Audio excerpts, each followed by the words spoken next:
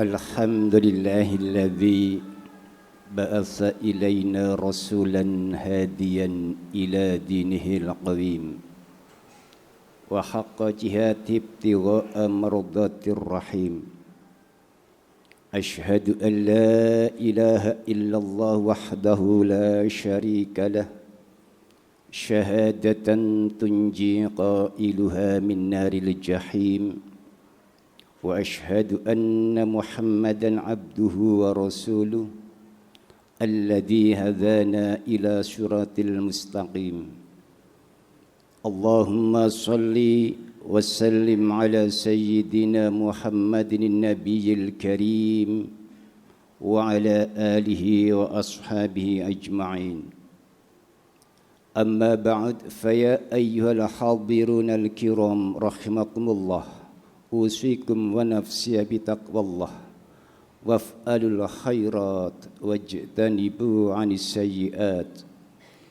Wa qala ta'ala ya ayyuhalladzina amanu taqullaha haqqa tuqatih wa la tamutunna illa wa antum muslimun. Sadaqallahul azim wa sadaqa rasuluhul karim. ونحن على ذلك من الشاهدين الشاكرين والحمد لله رب العالمين. Hadirin ma'asyiral muslimin jamaah salat Jumat yang dirahmati Allah. Suatu kenyataan yang tidak bisa dibantah bahwa manusia hidup di dunia ini tidak bisa dengan sendirian, tanpa adanya bantuan atau pertolongan orang lain. Maklumlah bahwa manusia pasti mempunyai kebutuhan yang begitu banyak, baik kebutuhan yang bersifat jasmani maupun kebutuhan yang bersifat rohani. Dan hampir seluruh kebutuhan manusia itu tidak mungkin bisa kita atasi dengan upaya kita sendiri, tanpa melibatkan orang lain, tanpa dukungan orang lain, tanpa bantuan dan pertolongan orang lain.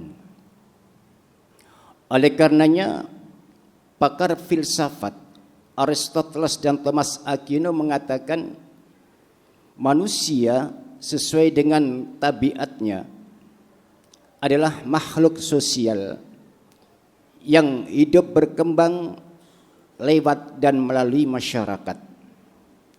Hal ini menandakan bahwasanya manusia itu mempunyai sifat yang lemah.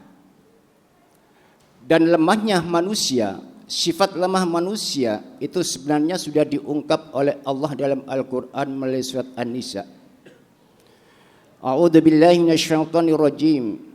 Yuridullahu liyukhaffifa ankum wa khuliqal insanu dha'ifa. Dan Allah akan membuat keringanan-keringanan bagimu. Dan manusia diciptakan dalam sifat yang lemah. Hadirin ma'asyiral muslimin jamaah Jumat rahimakumullah. Berhubung tidak boleh tidak bahwa manusia harus hidup bermasyarakat. Manusia harus berinteraksi dengan yang lainnya. Manusia butuh bantuan dan pertolongan orang lain. Oleh karenanya kita harus mampu menempatkan di tengah-tengah masyarakat dengan baik. Janganlah kita jahat kepada masyarakat, kita harus berbuat baik kepada masyarakat. Sebagaimana masyarakat telah berbuat baik kepada kita, karena masyarakat telah membantu memenuhi kebutuhan kita sehari-harinya. Sekali lagi, yang dinamakan masyarakat itu ialah keluarga kita, tetangga-tetangga kita, dan masyarakat dalam arti yang luas. Oleh karenanya, sekali lagi, janganlah kita jahat kepada masyarakat, kita harus berbuat baik kepada masyarakat. Berbuat baik kepada masyarakat itu ada 3 tingkatan. Yang pertama, tingkatan yang paling rendah, yaitu berbuat baik kepada masyarakat sekedar tidak mengganggu atau tidak menyakiti hati orang lain. Lah berbuat baik pada masyarakat dalam tingkatan yang pertama ini juga sesuai dengan hadis Rasulullah sallallahu alaihi wasallam. Man kana yu'minu bil yaumil akhir wal yuqdi jarahu. Barang siapa yang beriman kepada Allah dan hari akhir, janganlah menyakiti hati tetangganya. Begitu juga dalam kesempatan lain Rasulullah sallallahu alaihi wasallam juga menyampaikan pesan al-muslimu man salimal muslimuna min yadihi wa lisanihi. Yang dinamakan orang Islam itu ialah di mana orang Islam yang lain itu selamat dari gangguan tangan dan lisan kita. Oleh karenanya jika masih ada orang Islam yang suka mengganggu tetangganya, yang suka menyakiti temannya dan tetangganya, berarti orang tersebut Islamnya perlu dipertanyakan. Hadirin ma'asyiral muslimin, jamaah Jumat rahimakumullah. Kemudian yang kedua, berbuat baik pada masyarakat dalam tingkatan yang kedua atau tingkatan yang sedang, ialah berbuat baik pada masyarakat sudah di atas level yang pertama. Kita sudah bertindak proaktif, tidak pasif lagi. Kita tidak hanya sekedar tidak menyakiti hati orang lain atau tidak mengganggu orang lain, tetapi kita sudah bertindak proaktif untuk memberikan bantuan atau peduli kepada orang lain. Berbuat baik pada masyarakat dalam tingkatan yang kedua ini juga sesuai dengan hadis Rasulullah sallallahu alaihi wasallam. Al-khuluqu kulluhum iyalullah wa ahabbuhum ilallahi anfa'hum li'iyalihi. Makhluk seluruhnya adalah keluarga Allah. Dan di antara yang paling disukai oleh Allah ialah yang bermanfaat bagi keluarga Allah. Dalam kesempatan lain Rasulullah SAW juga menyampaikan pesan yang artinya, tahukah kamu tentang hak-hak tetangga? Jika tetangga membutuhkan bantuan, wajib kita bantu. Jika tetangga kita sedang sakit, wajib kita jenguk. Jika tetangga kita sedang kena musibah, maka ucapkanlah bela sungkawa kepadanya. Jika tetangga kita sedang meninggal dunia, wajib kita mengantarkan jenazahnya sampai ke liang lahat. Jika tetangga kita sedang menerima kebahagiaan, maka ucapkanlah selamat kepadanya. Dan janganlah kamu membangun rumah yang tingginya melebihi rumah tetanggamu sehingga bisa menutupi jendela atau ventilasi udara, kecuali kalau kamu sudah meminta izin kepadanya. Begitu juga janganlah kamu sakiti hati tetanggamu dengan bau makanan yang berasal dari dapurmu, kecuali kalau kamu memberikan sebagiannya. Demi zat yang mengutus jiwaku, kata Rasulullah, kamu tidak akan mampu untuk menyadari tentang hak-hak tetangga kecuali bagi orang-orang yang memperoleh rahmat Allah Subhanahu wa taala. Hadirin ma'asyiral muslimin, jamaah Jumat rahimakumullah. Kemudian yang ketiga, berbuat baik pada masyarakat dalam tingkatan yang paling tinggi. Berbuat baik pada masyarakat dalam tingkatan yang ketiga ini tidak bisa dilakukan oleh orang-orang yang memiliki akhlak baiknya secara pas-pasan. Ini hanya bisa dilakukan oleh para aulia, para anbiya, para mursalin, dan orang-orang yang telah memperoleh hidayah dari Allah. Berbuat baik pada masyarakat dalam tingkatan yang kedua ini, kita sudah tidak sekedar tidak mengganggu atau tidak menyakiti hati orang lain saja.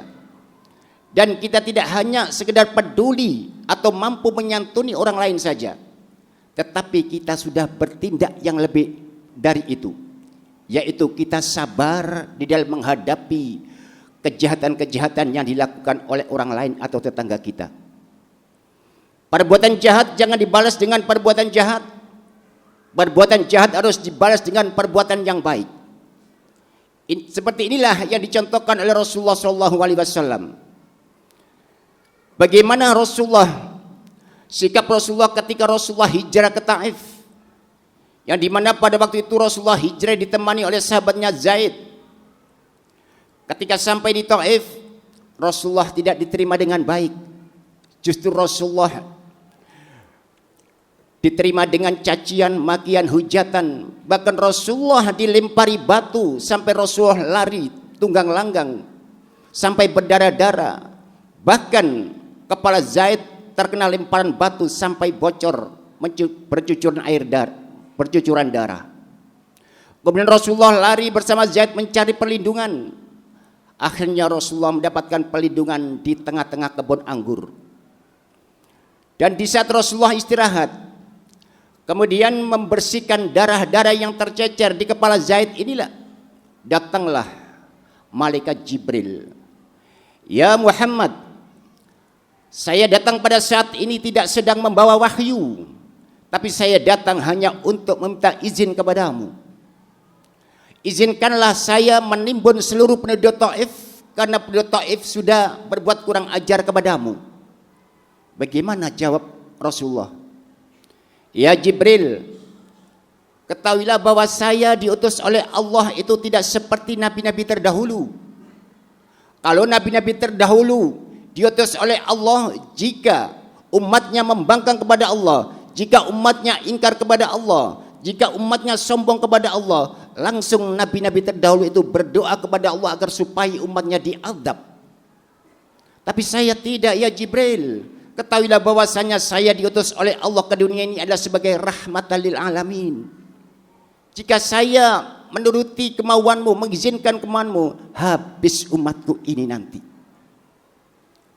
Ketika itu langsung Rasulullah SAW berdoa, Allahumma hadi qaumi fa innahum la ya'lamun. Ya Allah, berilah hidayah kepada kaumku, karena sesungguhnya mereka ini belum tahu. Ketika Rasulullah berdoa seperti ini, maka malaikat Jibril langsung mengatakan, ya Muhammad, demi zat yang menguasai jiwaku, kamu pantas disebut sebagai Raufur Rahim, yaitu hamba Allah yang suka memaafkan dan rendah hati.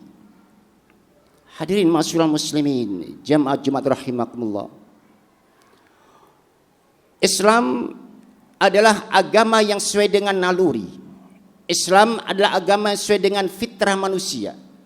Islam adalah agama sesuai dengan kodrat manusia. Sesuai dengan kodratnya, manusia adalah makhluk sosial yang mencari kesempurnaan hidup lewat dan melalui masyarakat. Dan sesuai dengan kodratnya atau fitrahnya, maka Islam datang di tengah-tengah masyarakat ini adalah sebagai pembimbing dan mengarahkan kepada manusia agar manusia itu bisa berbuat baik kepada manusia yang lainnya dan bisa bermanfaat bagi manusia yang lainnya. Khairun nas anfa'uhum linnas, sebaik-baik manusia adalah yang bermanfaat bagi orang lain. Hadirin, demikian yang bisa saya sampaikan. Mudah-mudahan khutbah singkat ini membawa guna dan manfaat bagi kita semua. A'udzu billahi minasyaitonir rajim. Bismillahirrahmanirrahim. Wal 'asri innal insana lafi khusr illa alladhina amanu wa 'amilus solihati wa tawassaw bil haqqi wa tawassaw bis sabr. Barakallahu lana wa lakum fil Qur'anil 'azim. ونفعنا وإياكم بما فيه وذكر الحكيم وتقبل مني ومنكم تلاوته إنه هو الغفور الرحيم.